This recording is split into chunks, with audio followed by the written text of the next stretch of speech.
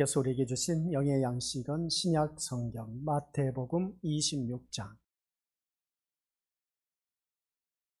57절부터 68절까지 우리 한 목소리로 합독하도록 하겠습니다.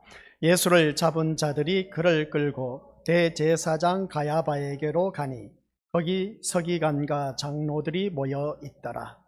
베드로가 멀찍이 예수를 따라 대제사장의 집들에까지 가서 그 결말을 보려고 안에 들어가 하인들과 함께 앉아 있더라.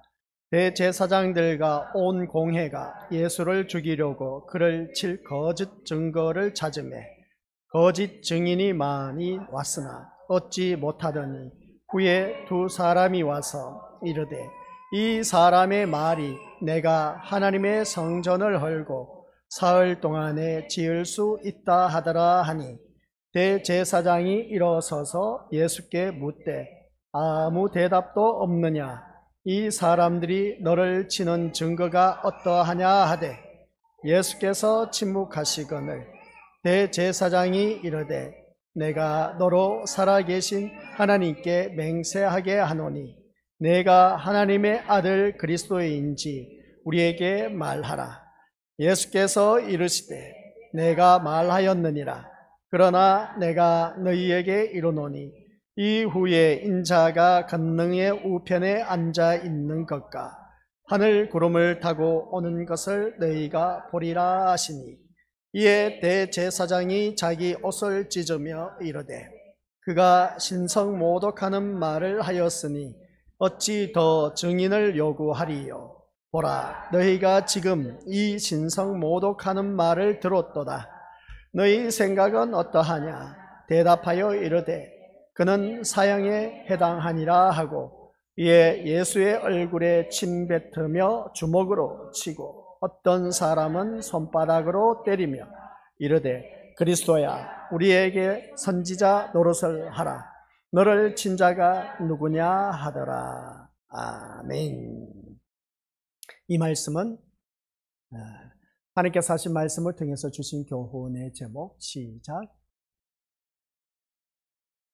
아버지 하나님 은혜 감사드립니다. 오늘 본문 말씀을 통해서 정말 예수님이 신성모독을 하였을까? 하나님을 욕되게 하였을까? 라고 했을 때 하나님을 욕되게 한 일은 절대로 없다라는 사실. 그럼에도 불구하고 많은 무리들은 예수님을 신성모독죄로 몰아붙여 결국은 십자가에 못 박게 한 그 무리들을 바라보며 오늘 나의 모습을 다시 한 번 더 점검하게 하옵소서.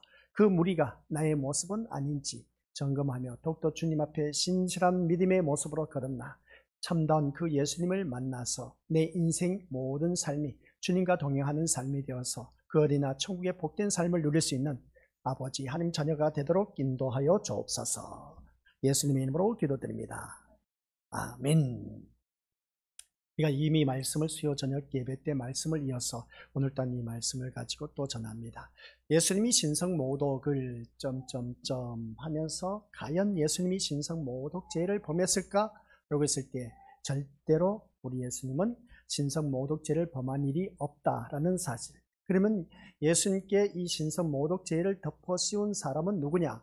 하나님을 섬기는 대제사장, 장로들이었다. 서기관, 바리새인, 율법학자들이 예수님의 신성모독죄로 몰아붙여서 십자가에 못 박게 한 그 모습을 보게 됩니다.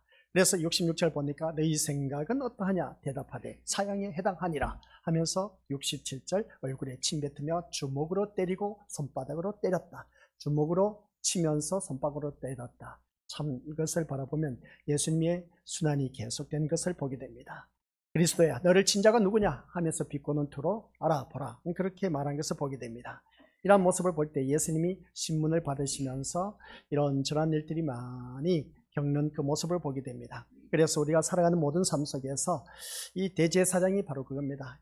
예수님의 말씀에 분개해서 신성모독죄로 몰아붙이는 그 모습을 보게 되는데 이런 그 모습을 보면 어떻게 이 대제사장이 그 예수님이 신성모독죄로 몰아붙이면서 이렇게 마지막에 가서 얼굴을 주먹으로 때리고 손바닥으로 때리는 그 모습이 있을까? 그런 것을 보게 됩니다. 그래서 예수님이 하나님의 아들이시고 그리스도인 것을 믿게 하기 위해서라면 하늘의 천군 천사만 동원해도 어떤 것 얼마든지 예수님께서는 내가 하나님의 아들이다라는 것을 분명히 보여줄 수가 있었을 텐데 우리 주님은 그 세상 방식으로 나서지를 않았다는 것을 보게 됩니다. 우리들 생각에는 얼마든지 천군 천사를 동원시켜서 내가 하나님의 아들이라는 것을 보여주었다면 이 대제사장들과 또한 장로들은 그 앞에서 넙죽 엎드릴 수밖에 없었을 것입니다. 그래서 이런 말씀을 볼 때 전잠이 신성 모독이라는 죄를 뒤집어 쓰시고 주님은 그 십자가의 길을 가셨다는 것이었습니다. 이것은 곧 우리에게 무엇을 말하고 있느냐라고 했을 때 세상 방식, 인간의 사고 방식으로 대항하지 않으시고 하나님의 말씀을 이루기 위해서 우리 주님은 이 십자가, 억울한 누명을 덮어쓰고 신성 모독죄라는 그 죄명을 덮어쓰고 십자가의 길을 가셨다라는 사실입니다.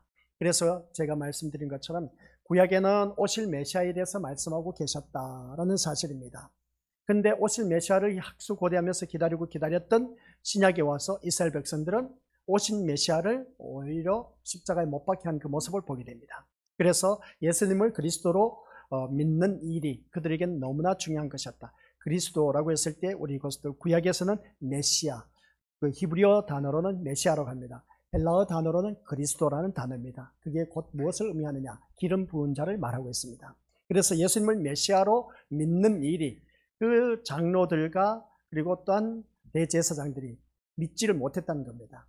이런 모습 볼 때 왜 믿지를 못했을까? 그들이 학수고대하면서 기다리고 기다렸던 메시아 예수님이 오셨는데 근데 그들이 예수님을 그리스도로 믿지를 못했다라는 사실입니다.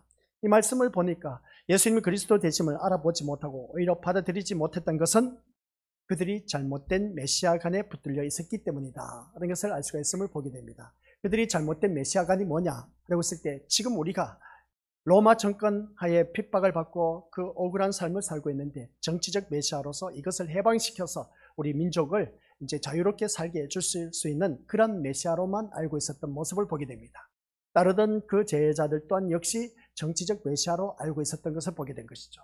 그리고 또 많은 무리들이 많은 병자와 그리고 또 질병에 고통당하는 자 그리고 또 사람으로서 고칠 수 없는 고질병에 걸린 자들 다 예수님 앞에 나와서 고침을 받고 깨끗하게 치유함을 받아서 회복함을 얻어서 따르는 무리들이 한두 명이 아니었습니다. 엄청나게 많았다. 그래서 보게 됩니다. 그래서 그들은 한결같이 야 정말 예수님 우리들의 메시아라고 그렇게 여기면서 따랐던 것을 보게 됩니다. 그런데 이 대제사장들과 장로들의 신문을 당하면서 이제 십자가에 못 박혀 돌아가신 모습을 바라볼 때 이 무리들이 다 부인하고 저주하고 배신하고 떠나가는 그 모습을 보게 됩니다.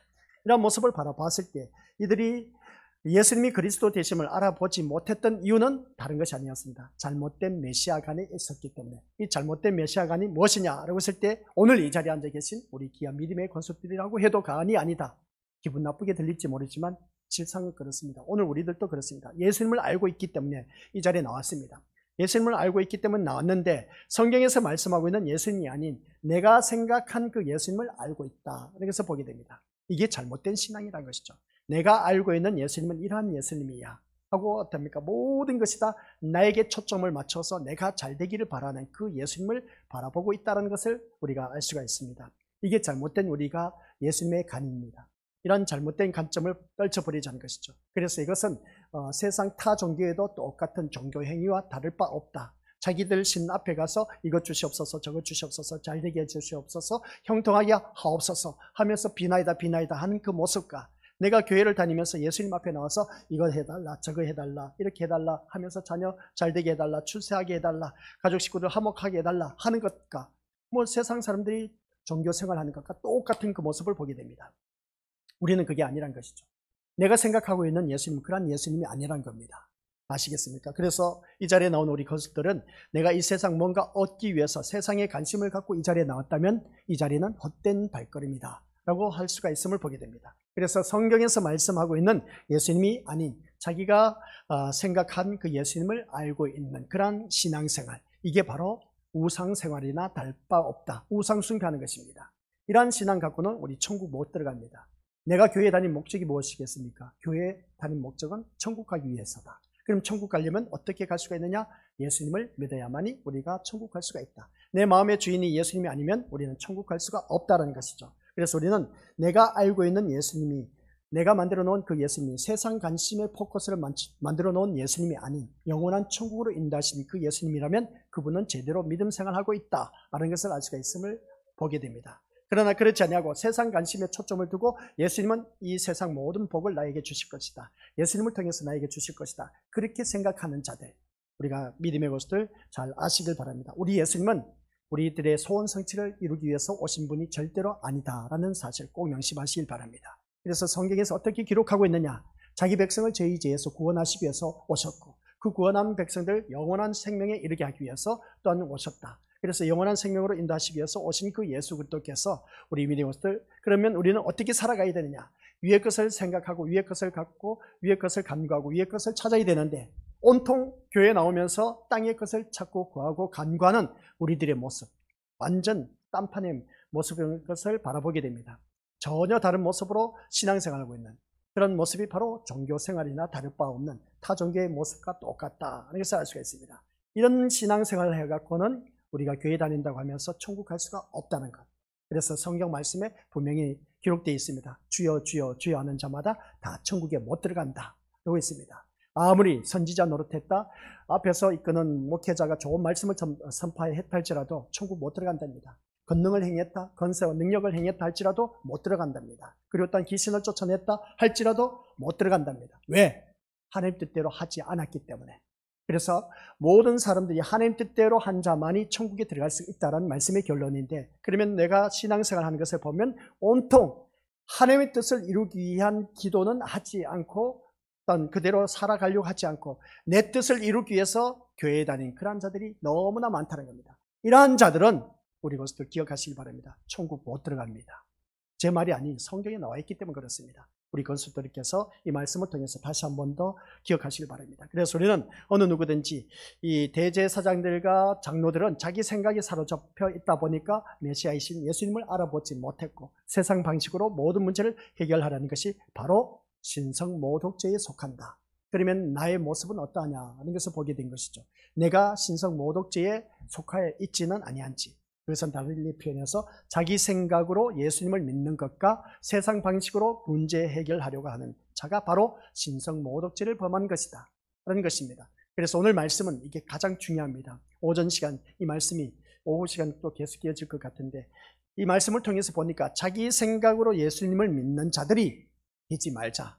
아시겠습니까? 자기 생각으로 예수님 믿는 자들이 수두룩 간 겁니다. 앞에서 지금까지 말씀드렸지 않습니까? 내가 믿는 예수님은 이러한 예수님이야. 내 아들 공부 잘하게 해주시고 출세하게 하시고 좋은 직장에 들어가게 하시고 또한 가정의 사업 번창하게 해주실 것이고 우한 질고가 없을 것이다. 이것은 온통 내가 생각하고 있는 예수님이 이렇게 해주실 것이야 라고 그렇게 믿는 사람들, 우리 믿음들, 자기 생각으로 예수님을 믿는 것, 이것 절대로 우리 이것들 하나님 자녀다운 모습이 아니라 하나님의 이름을, 예수님의 이름을 빙자해서 신성모독죄를 범하고 있다라는 사실입니다. 그러면서 또 어떻습니까? 세상 방식으로 살아가는 경우가 참 많이 있다는 것이죠. 그래 교회 안에서도 세상 방식, 세상 방법, 세상 원리를 끌어들여서 교회 운영을 경영해 나가려고 하는 그 모습을 보게 됩니다. 그렇게 해서는 안 된다는 것이죠. 우리가 살아가는 모든 삶 속에서 또 어느 누구든지 그렇습니다. 세상 방식으로, 세상 방법으로 모든 문제를 해결하려고 하는 그런 자들이 참 많이 있음을 보게 됩니다. 그러한 일들은 우리에게 없어야 된다는 것이죠. 그러면 우리가 이러한 그 삶 속에서 내가 세상 방식으로 해결하려고 하는 일들이 참 많이 있다.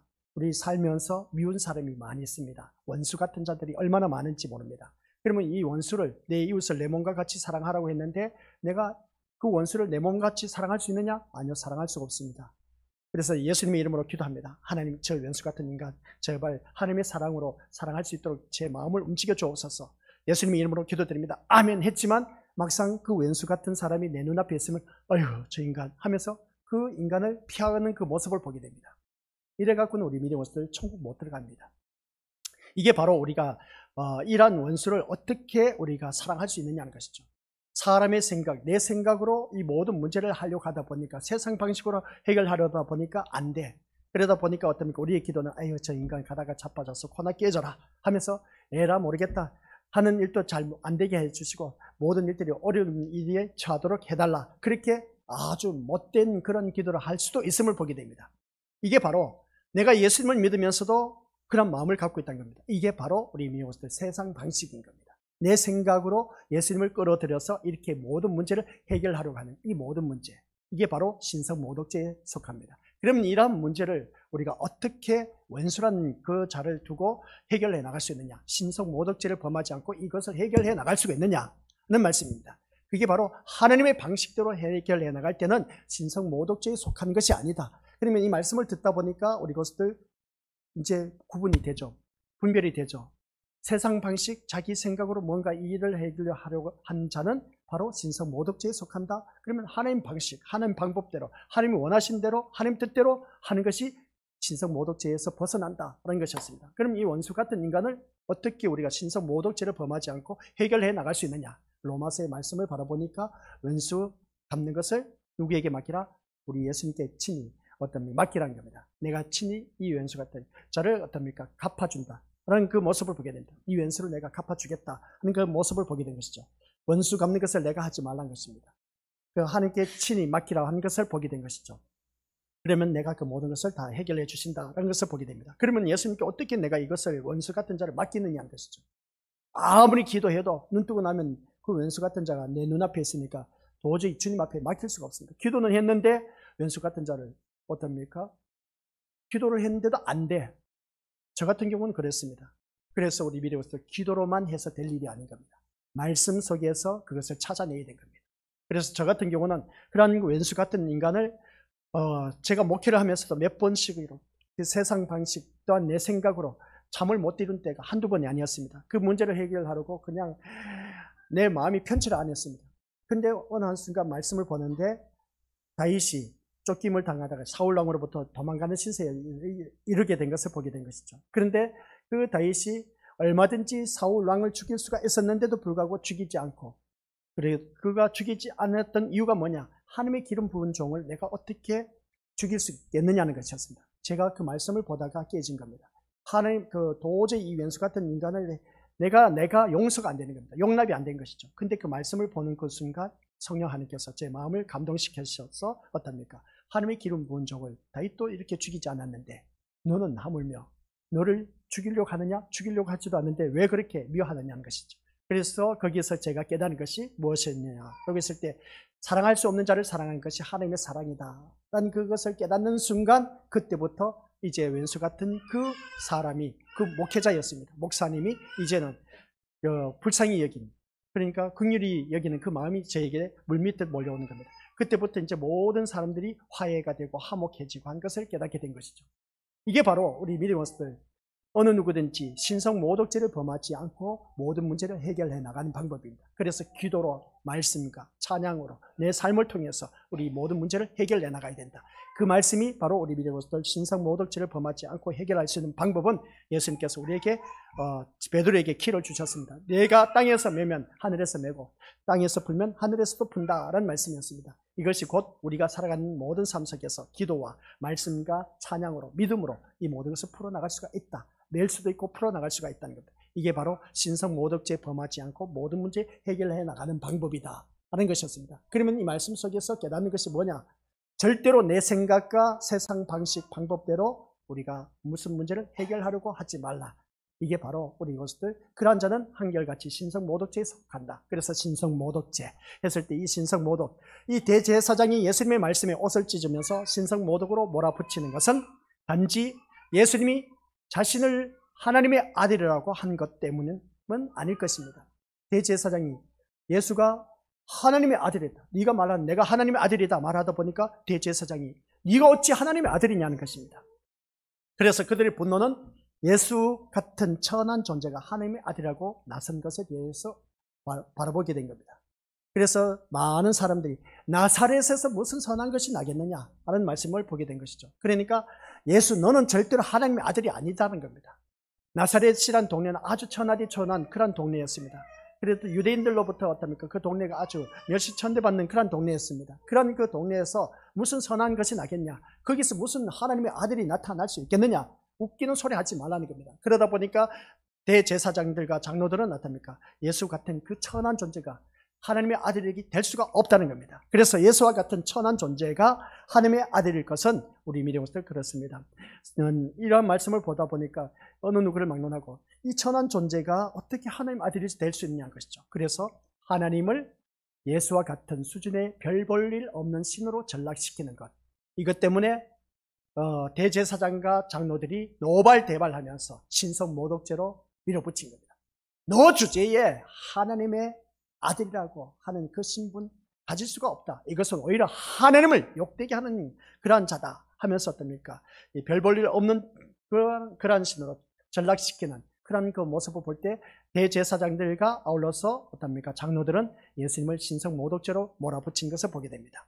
그도 그럴 수밖에 됐겠습니까? 솔직히 말해서 아주 가난한 동네입니다. 이 나사렛이란 동네, 가난한 동네인데 거기서 어떻게 하나님 아들이 태어날 수가 있겠느냐는 겁니다. 그러다 보니까 어떻습니까? 하나님을 깎아내리는 그런 명예훼손죄로 이 예수님을 신성모독죄로 몰아붙인 것을 보게 됩니다. 이게 무엇이겠습니까? 철저하게 자기 생각으로 판단하는 모습이 신성모독죄에 속하고 있다는 것을 다시 한 번 더 깨닫게 된 것이죠.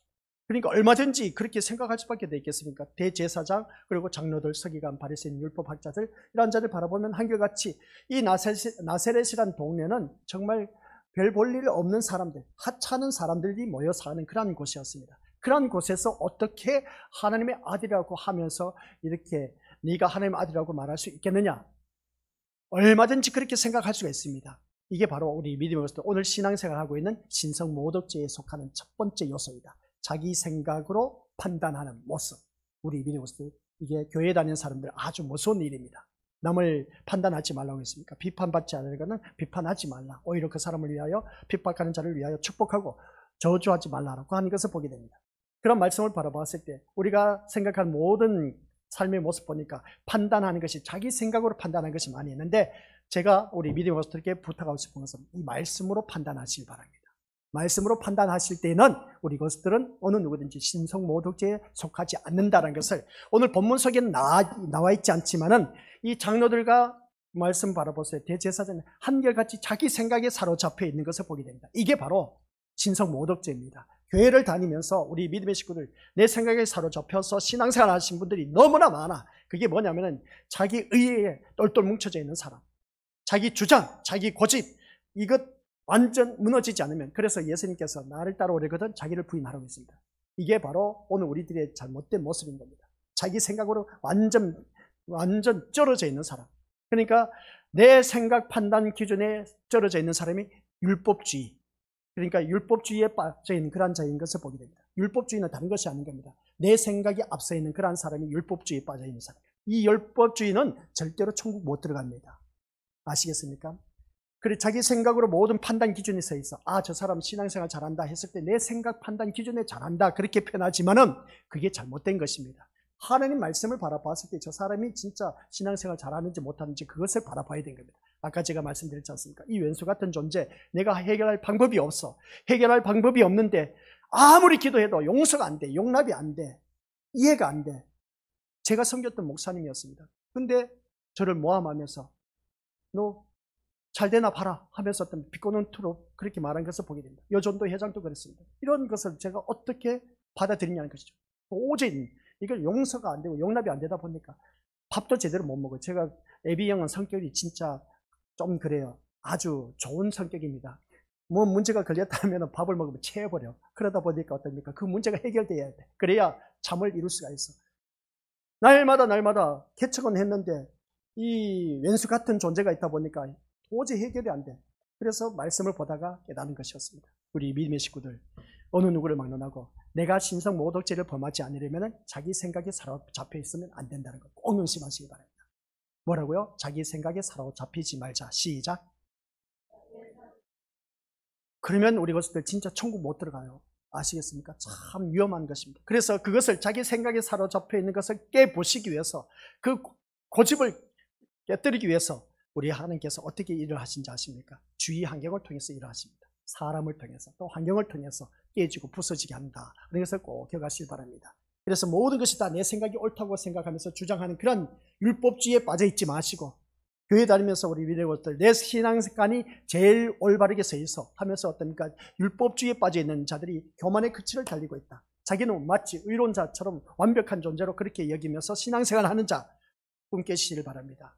이것은 자기 생각에 사로잡혀져 있는 것이지 하나님의 말씀의 판단 기준이 아닌 자기 생각에 사로잡혀져 있으면 한결같이 신성모독죄에 속하고 또 남을 향해서 그 사람이 뭡니까? 이렇게 해라 저렇게 해라 판단할 수가 없다는 겁니다. 그래서 내가 하나님의 자리에 있다는 것이죠. 그러한 자는 우리가 하나님 나라에 이를 수가 없다는 겁니다. 그래서 모두 다가 자기 생각으로 판단하고 생각한 모든 것 내려놓지 않으면 신앙생활 제대로 할 수가 없고 예수님을 만날 수가 없다라는 사실 꼭 명심하시길 바랍니다. 그러면 여기서 말씀 우리 기억하실 때 보면은 하나님에 대한 그들의 생각을 바라보았을 때 문제가 된 것을 보게 되는데 기존의 하나님관으로서는 설사 예수님을 하나님의 아들로 인정한다 해도 예수님에게서 자신들이 원하는 것을 얻고자 할 것이기 때문이다. 그래서 보게 됩니다. 하나님의 아들을 통해서 그러면 하나님의 아들이라 한다 할지라도 예수님을 통해서 내가 뭔가 얻고자 하는 그런 모습을 보게 됩니다. 그렇다면 진정한 신성모독죄가 무엇이겠느냐 하는 것을 다시 한 번 더 질문을 던져봅니다. 하나님 되심을 알지 못하고 하나님을 얄팍한 인간의 욕망이나 성취해주는 그러한 신으로 생각한다면 우리 것들 이게 바로 신성모독죄에 속하고 있다. 자, 그러면 우리 것들 기억하시길 바랍니다. 자기 생각이 사로잡혀 있는 자가 바로 신성모독죄에 속한다. 교회를 다니면서 아시겠습니까? 또 하나님을 얄팍한 인간의 그 욕망이나 성취해주는 그런 수단으로 생각한다 하는 그런 자들이 바로 우리 믿는 것들 신성모독죄에 속한다라는 말씀입니다. 아시겠습니까? 그런 의도로 지금 우리가 지금까지 신앙생활을 해요. 맞지 않느냐는 겁니다.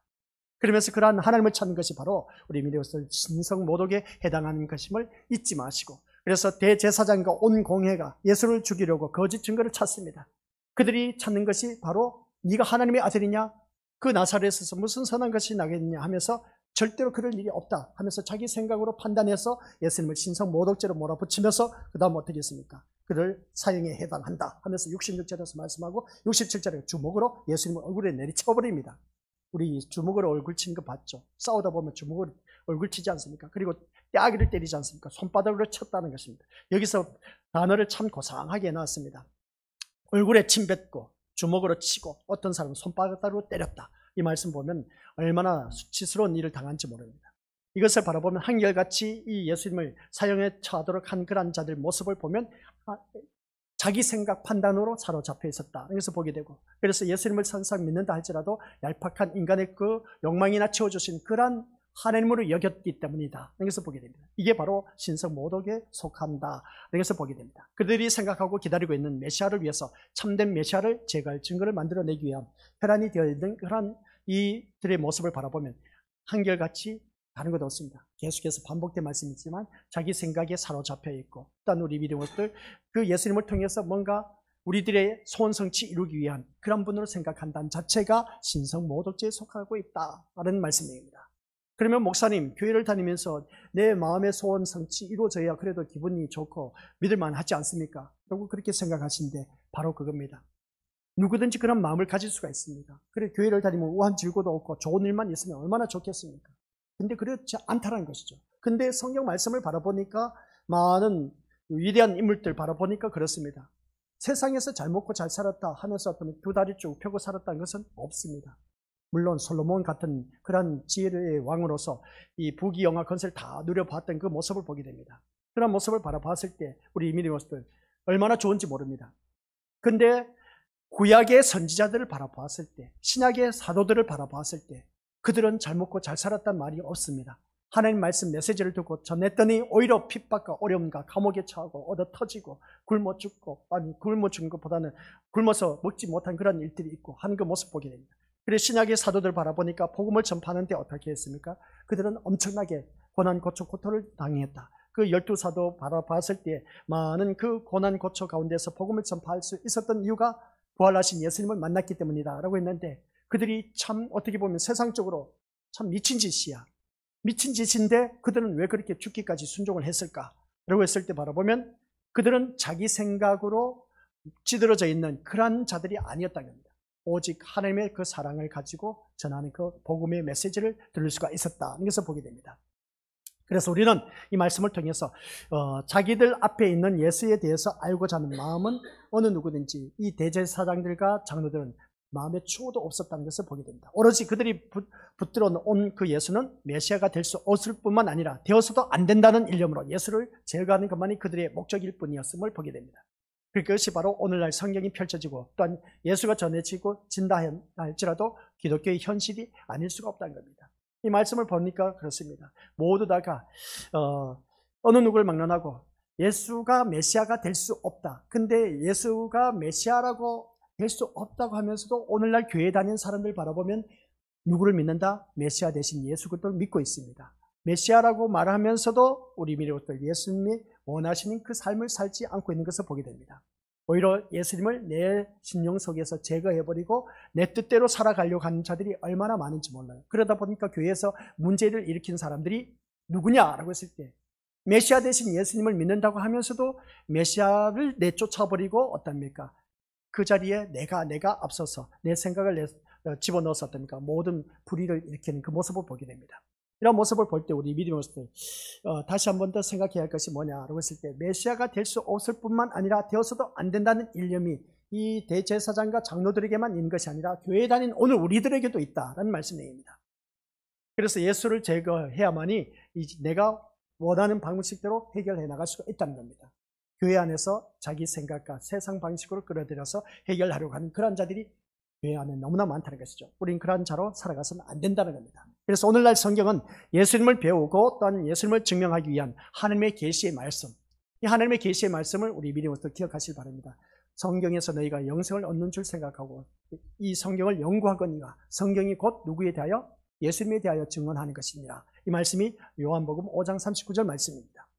이 말씀을 바라보았을 때 예수님을 배우고 예수님을 증명하기 위한 하나님의 계시의 말씀으로 받아들이는 것이 아니라 거짓 증거를 만들어서 그래서 어떻습니까? 자기들이 살아가기 위한 수단으로 이용하는 경우가 참 많이 있다는 것을 보게 됩니다. 그런 말씀을 바라보았을 때 우리 믿음으로서 교회 안에서도 그런 일들이 참 많이 있다는 겁니다. 교회에서 목회자들이 그러지 않습니까? 너 내 말 안 들으면 좋은 일 있는가 한번 두고 봐라. 너 내 말 안 들으면 내 말대로 순종하지 않으면 너 좋은 일은 없을 것이다 하면서 성도들에게 선포를 한 겁니다. 그렇게 말을 합니다. 그 말을 들은 성도들은 어떻습니까? 참 무서운 말입니다. 거기에 말씀에 우리가 집착되어 버리지 않습니까? 그 집착되어 있으면 어떻습니까? 일을 하다가도 좋지 못한 일이 생겨. 그러면 어떻습니까? 목사님 말씀이 맞는가 보다. 내 목사님 말씀 안 들었어. 내가 이런 일이 생겼는가 보다. 목회자가 마치 하나님의 자리에서 하나님의 말씀인 양 하면서 어떻습니까? 외치는 그 모습. 다 목회자들 바라보면 네 마음대로 안 움직여주면 너 좋은 일 있나 봐라. 두고 봐라. 화가 미칠 것이다. 이렇게 막 말을 퍼붓는 그런 목회자들이 참 많이 있음을 보게 됩니다. 그런 모습을 바라보면 목회자로서 참 위험한 그 모습을 보게 된 것이죠. 마치 자기가 하나님의 자리에 앉아서 이래라 저래라 하면서 어떤 콩나라 판나라 한 것을 보게 됩니다. 단위에서 선포되는 말씀이 하나님의 말씀 중심으로 선포되었다면 그 말씀을 온전히 순종해야 됩니다. 가타부타 이유가 없습니다. 그러나 사적인 자리에서 내 말 안 들으면 너 좋지 못한 일이 있을 것이다. 그런 말 안 들어도 돼요. 우리 그것도 교회 다니면서 다 좋은 일이 있으면 얼마나 좋겠습니까? 하나님 말씀대로 살면서 순종했는데도 불구하고 좋은 일이 있는 가정도 있지만 좋지 못한 가정도 있다는 겁니다. 예기치 못한 사건, 사고 얼마든지 있습니다. 그런 그 모습을 바라봤을 때 우리 것들 세상 것으로 인해서 뭔가 우리 민의 것들 잘 되고 못 되고 그것을 통해서 우리가 판단해서는 안 된다는 것이죠. 내가 하나님 말씀에 얼마만큼 그 기준에 서 있느냐가 참 중요한 겁니다. 그래서 하나님의 말씀을 자기의 이익을 위한 수단으로 사용하지 말라. 그런 말씀입니다. 귀에 걸면 귀걸이, 코에 걸면 코걸이. 목회자들이 그렇게 말씀을 외친 경우가 너무나 많이 있습니다. 아니요, 그게 아닌 겁니다. 귀에 걸어서 귀걸이가 될 것이 아니라, 코에 걸어서 코걸이 될 것이 아니라, 목에 걸어서 목걸이가 될 것이 아니라, 하나님의 말씀은 하나님의 말씀입니다. 하나님의 말씀은 오직 예수님만 증언되어야 돼요. 다른 것에 대해서 뭐 이렇게 해라 저렇게 해라 너 내 말 안 들으면 화가 미친다. 얼토당토 엉뚱한 거짓된 그 목회자들의 모습을 보게 됩니다. 거짓된 목회자들입니다. 그런 말에 귀를 기울일 필요 없습니다. 하나님 말씀대로 온전히 순종하면 어느 누구든지 잘 될 수밖에 없습니다. 잘 될 수밖에 없지만 그러나 말씀대로 살았는데도 불구하고 핍박과 어려움과 시련과 환난과 고통이 있다는 것입니다. 그게 뭐겠습니까? 사도들의 모습을 보니까 그렇습니다. 말씀대로 살았는데 왜 그런 일들이 있었을까? 사도들이 그런 말씀대로 살았으면 잘 먹고 잘 살게 해주셨어야 되는데 그렇지 않다는 겁니다. 그래서 오늘 이 말씀을 들으면서 우리가 기억해야 할 것이 뭐겠습니까? 신선모독죄, 우리가 살아가는 모든 삶 속에서 하나님의 말씀을 박한 인간의 수단과 방법으로 이 말씀을 남용하지 말라. 아시겠습니까? 꼭 부탁하고 싶습니다. 그래서 우리 먼저 기억해야 할 것은 하나님을 같은 수준의 그 나사렛에서 사는 그 예수님을 바라보니까 어떻게 그런 천한 곳에서 하나님의 아들이 나올 수 있느냐, 자기 생각에 사로잡혀 있는 그러한 모습을 보니까 이게 바로 신성 모독죄에 속하고, 그 다음 하나님을 이용해서 얄팍한 인간의 수단과 방법을 이용하는, 하나님의 말씀을 이용해서 인간의 그 모든 문제를 해결하려고 하는 그 모든 모습, 이게 바로 우리 신성 모독죄에 속한다. 그래서 다시 한 번 더 깨닫습니다. 그 다음 우리가 생각할 수 있는 것이 뭐냐면은, 같이 읽어보죠. 시작. 예수님의 말씀을 전하기보다는 자기 말을 예수님의 말씀인 것처럼 포장하기 위한 거짓 증거로 이용하는 것, 이게 바로 앞에서 말한 것처럼 목회자들이 이러한 일들이 많이 행하고 있다는 것을 보게 됩니다. 마치 예수님의 말씀을 전하기보다는 자기 말을 어쩌면 예수님의 말씀인 것처럼 둔갑시켜서 그렇게 전한 경우가 참 많이 있음을 보게 됩니다. 그래서 너 내 말 안 들으면 화가 미칠 것이다, 라는 그런 말씀이죠. 그런 자가 되어서는 안 됩니다. 그래서 우리가 가령 성경 말씀 누가복음에 나와 있는데, 주인이 종에게 이르되 길가 산울타리로 가서 어떻습니까? 사람을 강권하여 데려다가 내 집을 채워라. 이 말씀을 들여다보니까 나가서 무조건 전도해서 하나님의 집을 가득하게 채워라. 우리 다들 그렇게 생각하고 있지 않습니까? 그죠? 이런 말씀을 이용해서 하나님을 사람으로 가득한 교회의 부흥을 원하시고 기뻐하시는 분으로 말하는 것, 이게 바로 성경을 거짓 증거의 수단으로 삼고 있다는 것을 보게 됩니다. 아니 목사님, 많은 사람들을 일단은 교회에 불러들여서 많이 앉혀 넣으면 하나님 기뻐하시지 않겠습니까? 사람의 생각으로는 충분히 그럴 수가 있습니다. 사람의 생각은 충분히 그럴 수가 있어요. 많은 교회, 우리 교회가 사이즈가 아담하고 좋지 않습니까? 우리보다 더 큰 사이즈가 있는 그 교회, 큰 교회, 많은 성도들이 몰려듭니다. 많은 성도들이 몰려들다 보니까 바로 우리 교회는 이렇게 큰 교회다 하면서 자부심을 갖고 신앙생활하는 분들이 참 많이 있음을 보게 됩니다. 그러다 보니까 어떻습니까? 자기 교회가 크다는 그것을 내서 목에 힘주는 그러한 성도가 아니죠. 그러한 교인들도 많이 있음을 보게 됩니다. 우리 믿음으로서들 기억하시기 바랍니다. 이 말씀은 무슨 말씀이냐? 주인이 종에게 이르되 길가 산울타리로 가서 나가서 사람을 강권하여 데려다가 내 집을 채워라고 했을 때, 여기서 기억해야 할 것은 나가서 사람을 강권하여 데려다가 내 집을 채워라, 강권하여 내 집을 채워라, 이 말씀이 뭐겠습니까? 하나님의 말씀으로 어떻습니까? 그 사람들을 데려다가 내 집을 채우라는 말씀입니다. 그러니까 무슨 말씀이냐라고 했을 때, 하나님의 말씀으로 잘 훈련되고 연단된, 말씀의 훈련 잘 받은 그러한 자들로 가득 채운 그러한 자들 하나님께서 채우라는 그런 말씀이지, 진하게나 다 채워서 어떻습니까? 많은 교인들이 있다고 해서 하나님께서 그것으로 인해서 기뻐하신 그 교회가 아니란 겁니다. 한 말씀이라도 제대로 서 있는 그러한 신자 2명, 3명, 그래서 말씀 중심으로 바로 서 있는 그러한 자들로 강건하여 채워라, 그 하나님의 집을 채우는 그 교회가 하나님께서 기뻐하신 그런 교회다라는 말씀입니다. 그런데 이것을 우리가 말씀을 바라볼 때 교회의 부흥을 위해서, 교회의 부흥이 뭐겠습니까? 많은 교인들이 몰려들면 그게 교회의 부흥이라고 합니다. 아니요, 그것은 세상 사람들이 바라보는 부흥의 그 개념과 똑같은 겁니다. 교회의 부흥은 그게 아니라, 우리 믿음으로서 교회의 부흥은 우리들의 심령의 부흥, 말씀의 부흥입니다. 말씀 중심으로 사는 그런 사람들이 한 사람, 두 사람 많이 모여들 때 그게 바로 교회의 부흥인 겁니다. 근데 우리는 교회 부흥했을 때, 많은 심령들이 몰려들었을 때 그것을 통해서 교회 부흥이라고 하는데, 우리로서도 그것은 수박 겉핥기식의 부흥인 겁니다. 진짜 부흥은 심령의 부흥, 말씀의 부흥입니다. 말씀 중심의 사람으로 바로 서 있는 그 사람을 강권하여 데려다가 내 집을 채우라는 겁니다. 그래서 오늘 이 자리에 앉아 계시는 것들, 이제 뒤에 가면 또 말씀 전하지만, 말씀에 관심이 없는 사람은 교회에 나올 필요가 없다는 겁니다. 말씀에 관심이 있어서 이 자리에 나왔어야 되지, 세상 관심을 두고 이 자리에 나온다면 이건 우리 믿음으로서 한참 잘못된 신앙생활입니다. 그래서 하나님을 같이 읽어보도록 하겠습니다. 시작. 하나님을 교회에 사람이 가득해지는 것으로 기뻐하시는 분으로 전락시키는 것, 이것이 우리 믿음으로서 신성 모독죄에 속합니다. 하나님의 말씀을 잘못 인용하다는 것이죠. 그래서 그 다음 세 번째 주제가 뭐냐? 신자에게 말씀은 했습니다. 그래서 하나님께서 기뻐하시는 교회는 누구냐? 오늘 이 자리에 앉아 계신 우리 것들, 참 날씨 좋지 않습니까? 화창한 날씨, 할 일도 많지 않습니까? 놀러 가고 싶은 것도 많지 않습니까? 또 자녀들 예기치 않은 그런 이 질병으로 인해서 병원에 입원해 있는 그런 우리 교회 식구들 있습니다. 근데 내가 왜 이 자리에 나왔을까? 한번 생각해 보자는 겁니다. 내가 왜 이 자리에 나왔을까? 우리 믿음의 것들 그 생각, 이런저런 생각을 하다 보면 많은 신령들이 몰려들면 참 좋지만은, 그러나 하나님이 진짜 기뻐하시는, 사람을 강권하여 데려다가 내 집을 채우라고 했을 때 말씀의 사람으로 한 사람 두 사람을 서갈 때 말씀의 중심으로 살아간 그 교회가 바로 하나님께서 기뻐하시는 교회. 그래서 하나님을 교회의 사람이 가득해지는 것은 다른 것이 아니라 말씀의 사람으로 세워진 교회가 하나님이 기뻐하시는 교회예요. 아시겠습니까?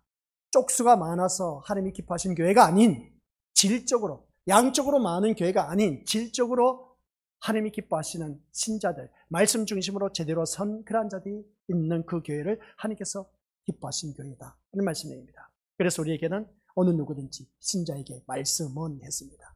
우리에게는 말씀의 사람이 되어야 됩니다. 그래서 제가 우리 것들에게 말씀드리고자 하는 것은 내가 이 자리에 나온 관심은 어디에 있다? 말씀에 관심이 있어야 됩니다. 말씀이 곧 예수님, 예수님 이꼬르 곧 말씀입니다.